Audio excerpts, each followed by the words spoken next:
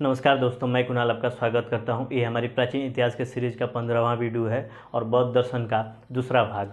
बौद्ध दर्शन के पहले भाग में हम लोगों ने उसका परिचय, उसके दर्शन तथा उसके साहित्य का अध्ययन कर चुके हैं। आज हम लोग देखेंगे बौद्ध दर्शन के प्रसार के कारण क्या रहे हैं, उसका भारतीय समाज पर प्रभाव क्या रहा है तथा उसके पतन के कारण क्या रहे हैं।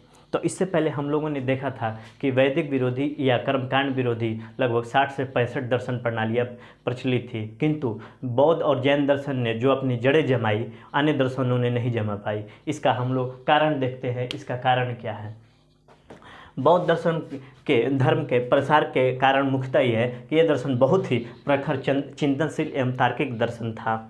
ये उपदेश देने के लिए अपनी पाली भाषा का चयन किया, जो कि आम जनता की भाषा थी, जिससे आम लोगों तक पहुंच आसानी से हो सकी। इसके बाद ये अपनी बात कहानियों के द्वारा आम जनता तक पहुंचाते थे, जो उस समय जीवंत कहानी थी, यानी कि जो उस समय मौजूद उदाहरण थे, उसके माध्यम से अपनी बातों को कहते थे। इससे पहले जो भी दार्शनिक प्रणालियाँ थी वो प्रकृति में मौजूद चीज़ों और दार्शनिक शब्दों का प्रयोग करते थे, जिससे आम जनता के पास वो बातें नहीं पहुँच पाती थी। बौद्ध दर्शन पाली भाषा तथा जीवंत कहानियों का उपयोग करके अपनी जड़ें जनता के बीच में जमाई।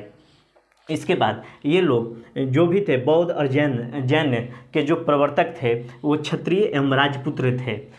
इस कारण ये बौद्ध धर्म को राजाश्रय भी मिला और आम जनता तक पहुंच और आसानी से बन गया।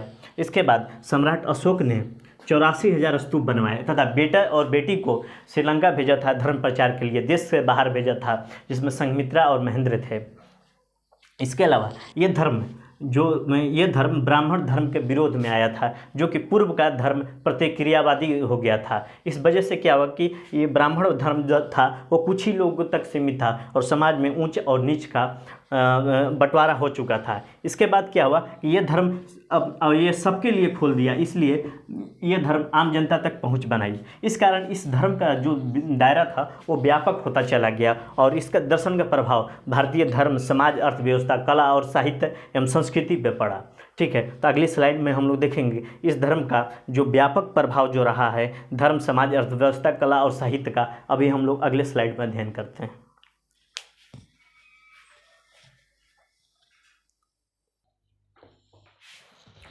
अब देखते हैं कि बौद्ध धर्म ने अपने समय को किस तरीके से प्रभावित किया, इसको समझते हैं। इस दर्शन की शुरुआत 500 BC के आसपास से हुई और ये अपनी यात्रा प्रारंभ की। इसके बाद ये 1200 AD तक आते आते खत्म हो गई या कमज़ोर सी हो गई। ठीक है, तो इसके बाद हम देखते हैं कि जो इसकी यात्रा का क्षेत्र था, भारत के साथ साथ जापान, थाईलैंड, भूटान, तिब्बत तक था। इसके बाद ये देखते हैं कि बौद्ध धर्म यहाँ के परिस्थितियों के अनुसार अपने को ढाला, क्योंकि किसी धर्म की जीवंतता या टिकाऊपन इस बात पर निर्भर करता है कि कैसे वो बदलते समय समाज के अनुकूल अपने को बदल पाता है। अगर वो ऐसा नहीं करेगा तो मान कर चलिए वो धीरे धीरे खत्म हो जाएगा। ठीक है, तो इसलिए ये अन्य देशों में वहाँ की परिस्थितियों के अनुसार अपने को ढाला है। ठीक है, बट वो आखिर रूप में बौद्ध धर्म ही कहलाए। इसके बाद इसके प्रभावों को हम लोग देखते हैं कि इसने अहिंसा को महत्व दिया, बड़ा इंपॉर्टेंट है। ठीक है ना, अहिंसा को महत्व दिया। इससे क्या हुआ कि बलि प्रथा गिरी, वेदों और कर्मकांडों का विरोध किया। ठीक है, इसके बाद इसने इस कारण अहिंसा पर को महत्व देने के कारण सैन्य की अवधारणा कमज़ोर होगी, जो कि आज भी हम विश्व शांति की बात करते हैं। जो हम भी अगर किसी विश्व फोरम पे जाते हैं तो विश्व शांति का वहाँ हम बात करते हैं। ठीक है, और ये हमारे विदेश नीति का महत्वपूर्ण हिस्सा अहिंसा। ठीक है, और भारत अपने दार्शनिक विरासत को दुनिया के सामने हमेशा प्रस्तुत करते हुए आया है। इस कारण क्या होगा, अगर अहिंसा को प्रमोट किया जाएगा तो विश्व में शांति आएगी, विश्व बंधुत्व, जिसे हम लोग वासुदेव कुटुंबकम कहते हैं, और राष्ट्रीय एकता पर बल दिया जाएगा। अगर आत्मशुद्धि एवं मानसिक उत्थान होगा तो अंदर से द्वेष और ईर्ष्या खत्म होगी। अगर द्वेष और ईर्ष्या खत्म हो रही है तो मानसिक क्षमता का उपयोग हम लोग रचनात्मक कार्यों में करेंगे, जैसे कि कला, विज्ञान और शोध में अपना समय लगाएंगे। इसके बाद इसने जाति व्यवस्था का विरोध किया। सामाजिक व्यवस्था में इसने जाति व्यवस्था का विरोध किया। धर्म के द्वारा सभी के लिए खुल गए, धर्म के द्वार सभी के लिए खुल गए, ऊंच नीच बड़ा छोटा स्त्री पुरुष सबके लिए खोल दिए गए। और वर्ण व्यवस्था को ये नहीं मानता था। इस वजह से क्या हुआ कि निम्न वर्ण के लोग सबसे ज़्यादा आकर्षित हुए, क्योंकि उनकी सामाजिक प्रतिष्ठा बिल्कुल शून्य थी। जो ये लोग यहाँ पर एक समान नजर आए, इस कारण ये लोग बहुत ज़्यादा आकर्षित हुए। शूद्र एवं नारी वर्ग के लिए दरवाजे खुले। इससे क्या हुआ कि जाति व्यवस्था कमजोर करने में बड़ा एवं सकारात्मक योगदान बौद्ध धर्म का रहा है। इससे समाज में क्या हुआ कि समानता आई, जाति के स्तर पर और लिंग के स्तर पर। ठीक है। इसके बाद इसने भौतिकता का विरोध किया। जो भिक्षुओं के माध्यम से जमीन पर सोना, सादा जीवन और सादगीपूर्ण जीवन जीना, ये भौतिकता का विरोध करते हैं इसके बाद, इसके माध्यम से। तो और आगे देखते हैं कि इसके प्रभाव में और क्या क्या रहा है।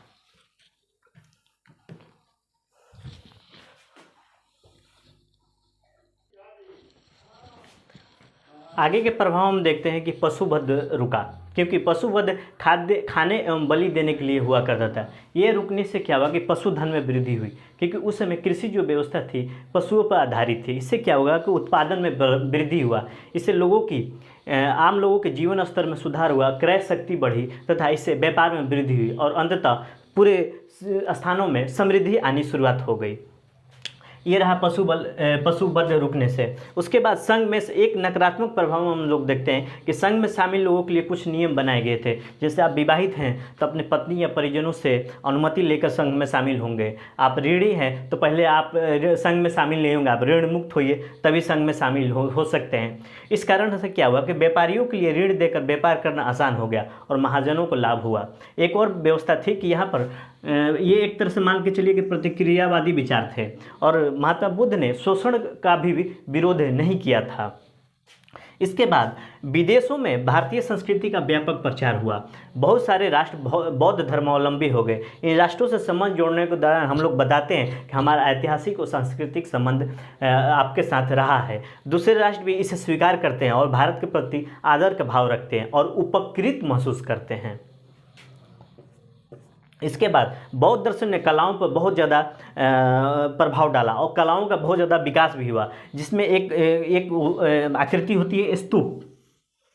स्तूप एक गुंबद नुमा आकृति होती है, गुंबद नुमा आकृति होती है, जो कि एक समाधि स्थल होता है, जो कि इसके बीच में गौतम बुद्ध से संबंधित जो भी चीज़ें रखी जाती है, जैसे कि बाल, नाखून और अस्थि। इसके बाद सबसे ज़्यादा मूर्ति बुद्ध की बनाई गई थी, जो कि भारतीय और गंधार शैली में है।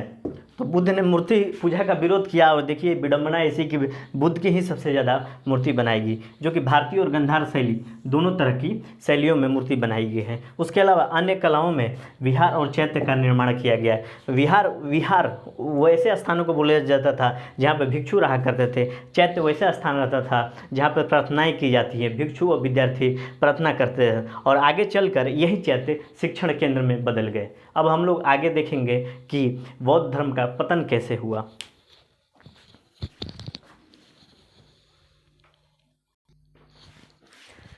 तो अगला हमारा टॉपिक है बौद्ध धर्म का पतन क्यों हुआ। तो थोड़ा समझते हैं बौद्ध धर्म का पतन क्यों हुआ। तो हम समझते हैं कि कोई भी चीज़ एक जैसी हमेशा नहीं रहती, वो नष्ट होगी ही होगी। ब्राह्मण धर्म में सरांध की सफाई के लिए बौद्ध दर्शन आया था और बौद्ध दर्शन में भी सरांध आ गया और ये धीरे धीरे दो भागों में बट गया, हीनयान और महायान। हम समझते हैं कि कोई भी दर्शन, चाहे वस्तु हो, चाहे परंपरा हो, चाहे धर्म हो, वो लगातार एक जैसे नहीं रह सकती। वो समय का, क्योंकि समय गतिशील है और उसके अनुकूल धर्म, परंपरा और रीति रिवाज अपने को नहीं ढालेंगे तो उसमें आंतरिक कलह पैदा होगा, उसमें विवाद पैदा होगा और धीरे धीरे वो नष्ट होता चला जाएगा। तो समझते हैं कि उसी तरह बौद्ध धर्म भी समय के साथ साथ अपने को नहीं डाला तो धीरे धीरे पतन होने लगा। कारण क्या है, अब समझते हैं। बौद्ध धर्म के पतन के कारणों में देखें तो बौद्ध धर्म जो था ब्राह्मण धर्म के विरोध में आया था। वो बौद्ध धर्म धीरे धीरे क्या हुआ कि बौद्ध धर्म धीरे धीरे वो ब्राह्मण धर्म के पद पर चलने लगा था, जिसके अंतर्गत मूर्ति पूजा और कर्मकांड बौद्ध धर्म के अंतर्गत होने लगे थे। 5वीं 6वीं शताब्दी के आसपास बौद्ध धर्म का संघर्ष ब्राह्मण धर्म से था। धीरे धीरे क्या हुआ कि समय के साथ ब्राह्मण धर्म में सुधार होने लगा और बौद्ध धर्म में बौद्ध धर्म ब्राह्मण धर्म के रास्ते पर चलने लगा। इससे क्या हुआ कि ब्राह्मण धर्म का उत्थान हुआ और लोगों का बौद्ध धर्म के प्रति मोह भंग होता चला गया। ये भी कारण रहा इसके पतन में। इसके बाद हम लोग देखते हैं कि ब्राह्मणों ने बुद्ध को विष्णु का 9वां अवतार घोषित कर दिया। इससे क्या हुआ, बौद्ध धर्म का स्वतंत्र अस्तित्व खत्म होने लगा और 11वीं 12वीं शताब्दी में तो ये और ज़्यादा होने लगा और धीरे धीरे बौद्ध धर्म का पतन होने लगा।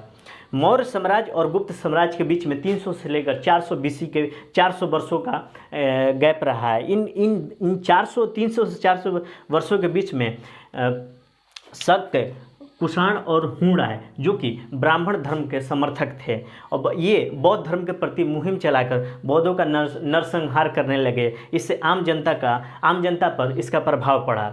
जैसे कि पुष्यमित्र शुंग ने 184 BC में बौद्धों की हत्या कराई थी। उसके बाद मिहिर कुल हुण जो शैव थे बौद्धों की हत्या कराई। इसके अलावा शशांक, बड़ा इंपॉर्टेंट है, इसको याद रखिएगा, बोधि वृक्ष को कटवाया, इसको याद कर लीजिएगा, और बौद्धों की हत्या कराई। उसके बाद ह्वेनसांग अपनी पुस्तक सीयूकी भारत की यात्रा जिसको बोलते हैं, इसमें उन्होंने बताया कि शासक वर्ग और लोग बौद्धों का विरोध करते थे और उनकी हत्या करते थे और हिंदू देवी देवताओं को बौद्धों को कुचलते हुए दिखाया गया, जो कि जनमानस पर इसका प्रभाव पड़ा और धीरे धीरे बौद्ध धर्म का पतन होने लगा। थोड़े से और कारण हैं, उसको हम देखते हैं।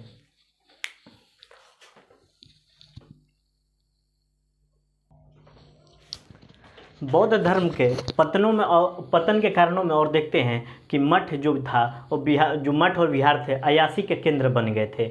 यहाँ पर लोग लेविश लाइफ जीने की शुरुआत कर दी थी, जिसमें ऐश्वर्यपूर्ण एवं विलासितापूर्ण जीवन जीने लगे थे, जो कि पहले भौतिकतावादी का विरोध करते थे, जैसे कि सर में मुंडन कराना, ज़मीन पर सोना, लवादा पहनना और सादगीपूर्ण जीवन लोग जीते थे, जो बुद्ध के समय समकालीन के समय के लोग थे। किंतु आगे चलकर ऐश्वर्यपूर्ण एवं विलासितापूर्ण जीवन जीने लगे। Lavish life, full of the lavish life हो गया। उसके बाद मठों में स्त्रियों का प्रवेश मिलने के कारण वहाँ पर व्यभिचार या दुराचार बढ़ गया। इससे क्या होगा कि जनता का इस धर्म के प्रति सम्मान धीरे धीरे खत्म होने लगा और लोग धर्म से विमुख होने लगे। इसके बाद तुर्कों ने नालंदा मठ पर हमला किया, जिससे वहाँ पर बौद्धों का बहुत ज़्यादा नरसंहार किया गया और धन लूट लिए गए। धीरे धीरे धर्म और दर्शन के केंद्र गायब होने लगे। इसके बाद धर्म के अंदर आपसी मतभेद के कारण धर्म 2 भागों में बटा, हीनयान और महायान। उसके बाद बौद्ध धर्म आगे चलकर पुनः संस्कृत भाषा को अपना लिया, जो कि शुरुआती दौर में आम जनमानस की भाषा पाली थी। उस भाषा में उपदेश दिया जाता था। बाद में चलकर ये संस्कृत भाषा एलीट क्लास की भाषा हो गई। इससे कि लोगों के बीच इसकी जड़ें कमज़ोर होने लगी। इसे बहुत ज़्यादा दार्शनिक बना दिया गया। जहाँ कि महात्मा बुद्ध ने कहानियों के माध्यम से अपनी बात रखा करते थे, यहाँ पर दार्शनिक बना दिया गया, कड़े नियम बना दिए गए। तो इस कारण क्या हुआ कि जो भारतीय चेतना मूलतः सहज और लचीली होती है, यह कठोर नियम को पालन नहीं कर सकती। कठोर नियम लचीली चीज़ों के साथ सामंजस्य नहीं बैठा पाती। इस कारण से धीरे धीरे यह धर्म नष्ट होता चला गया। तो ये अपना द एंड हो गया बौद्ध धर्म का। ठीक है, कल से हम लोग जैन धर्म के बारे में पढ़ेंगे। ठीक है, ये मेंस और पीटी वाइज दोनों का मैंने कवर कर दिया है। आपके सहयोग के लिए धन्यवाद। नमस्कार, जय हिंद।